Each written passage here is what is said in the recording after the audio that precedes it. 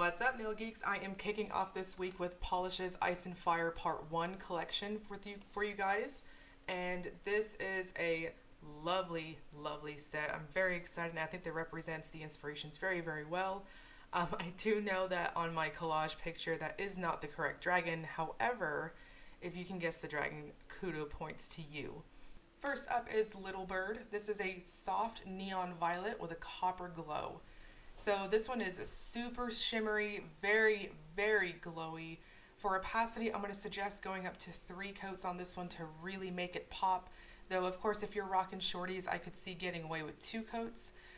This one does have a bit of a jelly quality to it, in that depending on if you wear it at 2 or 3 coats will depend on how that base color pops on your nails. So it's definitely, I would agree, a soft neon violet. There's almost a softened, delicate feel to that very rich, vibrant neon violet. Very, very nice. That copper glow gives a very golden type appearance overall. This one does dry down a little bit on the matte side, so I would suggest going in with a glossy top coat to really make it pop. So very nice self-leveling overall. It is positively packed with shimmer, so I was pleasantly surprised that even with how much of it is in this polish, really, really nice. I had no problems with dragging, as you're seeing here. Very nice overall. The self-leveling is very strong, so even if you do go in heavy with your brush strokes and you get a little bit of streaks, then you can definitely see that it levels itself out very nicely. And here on the full hand shot, I am showing a glossy top coat with it, and you can see just how glowy and vibrant this one is. And it just has a touch of a soft feel to it overall. Up next is Sunspear. This is described as a pale sandy nude with a mix of orange to gold and green to gold shifting flakes and shimmer. So this one, definitely a tricky little minx on my macro shots on my blog. I feel like I just didn't do this one justice. So in person, those flakes give a really nice iridescent twinkle overall. They lay down nice and flat for me. Per usual, I gave my bottles a good shake before applying, and I had no problems picking up what you're seeing here on the video. So I would say that this base color is definitely a pale sandy nude. It definitely has a bit of a neutral vibe to me overall, and for opacity, I'm going to suggest going in with 2 to 3 coats on this one. I'm a little hesitant.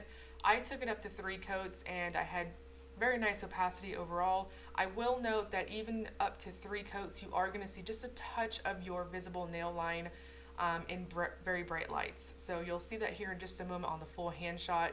So if you've got a prominent free edge, just note this is a nice, soft, delicate color, and you're going to see just a touch of smile line going on there. So if that bugs you, then I would suggest probably a color correcting base coat, or maybe even like a neutral nude color as well. Next is Stormborn. This is described as a faded navy with holographic flakes. I don't know how this brand does it, but her flakes I really, really enjoy. They are of the medium variety, and they give a very strong, very galaxy-like feeling to me, in my opinion. So in bright lights and sunlight, you'll definitely see these twinkle, like that galaxy holographic effect, and they are just really, really prominent overall. The base color is definitely a faded navy. It's got a bit of a gray undertone to it, in my opinion, and the overall feel of application is super rich, buttery smooth. This is very, very satisfying on those brush strokes.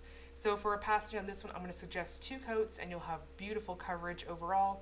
Flakes laid down nice and flat for me, no issues whatsoever with them coming up on the bottle, and easy peasy. This one does dry down semi-gloss, so I think any top coat would be just fine for it, and you're going to be good to go. Really, really nice, and I really enjoyed. I think this one really matched the inspiration very well. And here is Nymeria. This is a soft gray cream with crushed gold flake. So if you are a fan of the tropical collection and you really love those crushed gold flake appearance, this one's definitely going to be up your alley. So the base color is, I would definitely agree, it's a soft gray, but I feel like there is a bit of a taupe undertone to it. So it has a very neutral feeling on the nail and in the final look. This one I had no issues whatsoever with those gold flakes. They laid down nice and flat for me. Beautiful application overall. This one feels a bit of a strong curly feel on application. It does have a soft feeling to it when you're applying, so for opacity, I'm going to recommend probably 2 to 3 coats depending on your free edge and depending on your preference. Those flakes really pop against that base color, so I really feel like this would make a fantastic transition shade going into fall. Very, very nice. I did go in with my normal top coat, and after top coating I had no texture with this one. Everything was nice and smooth overall.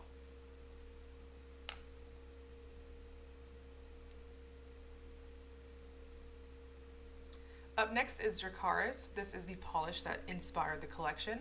This is described as an intense scarlet holographic with metallic red shimmer. I love this one. I'm always on the hunt for a really good red that A, doesn't stain, and B, offers up a ton of bling. This one is all of that and then some. So this is definitely what I would consider a one coater if I went in just a touch heavier. Beautiful. This is what I would describe as a true rich scarlet in person. I think the video is showing this one color accurate. There's a ton going on here. Now there is that metallic red shimmer, so I do feel like at certain extreme angles you'll see just a touch of a warmed kind of coppery gold effect going on. It is subtle, so just throwing it out there, but it really gives just so much depth overall to this one. This is very, very holographic, really in your face, and overall has a beautiful cooled tone to it. It's warmed up by that shimmer and very, very flattering. So if you're like me and you've got warm undertones, this is gonna pop like crazy on just about any skin tone in my opinion. Next is Winds of Winter. This is described as a soft icy blue with a dense violet shimmer. So this one definitely feels like acrylic to me on application. I do feel like my swatches on this one, the shimmer was coming out a little bit shy on it. It is subtle in person, but definitely more prominent than what my swatches were showing. I do feel like the video is giving you a bit better of a representation for what's going on with this one. Very, very nice. That base color is very flattering. It's got a bit of a cool tone to it. Overall, really, really pretty color. I would definitely agree that it's an icy blue, but it does have that slightly softened, delicate feel to it overall. And that violet shimmer is decently strong in person. Like I said, it is just a touch subtle. I do feel like what is grabbing your eye's attention mostly is that base color. It's very, very rich and pretty. But just know in person, you'll definitely see it as a violet sparkle across the nail. It is of the finer particle size, so definitely kind of in the background there, kind of warming up the color overall. This one does dry down semi-glossy, so I would recommend any top coat to really get this one to pop. And finally, we have Dreams and Dust. This is described as a deep mauve with copper to green multi-chrome shift and holographic dust. So this one really, really nice. I really dig this brand and how she does this multi-chrome pigment effect on her colors. It makes it to where the base color still pops, but you'll definitely see some shift on the glowy part of the polish. So I would definitely agree this one is a mauve type shade, very rich and just really very beautiful. I do feel like there is a bit of a dusky undertone overall, and that could definitely be from the multi-chrome shimmer here, but overall very, very flattering. Really liked this one. There's a very rich, intense, warm glow. Mostly in person you'll see that multi-chrome shimmer kind of give off this lovely coppery effect, and then on angles you'll see it shift over very easily to green. I did feel like on my macro shots I tried to catch that green in that really nice goldy effect that I'm seeing in person, but I didn't want to screw up the quality of my photos and get too low of lighting, so I do apologize about that. Just note in person that multi-chrome shimmer is very, very lovely. You'll easily see it shift between copper and green.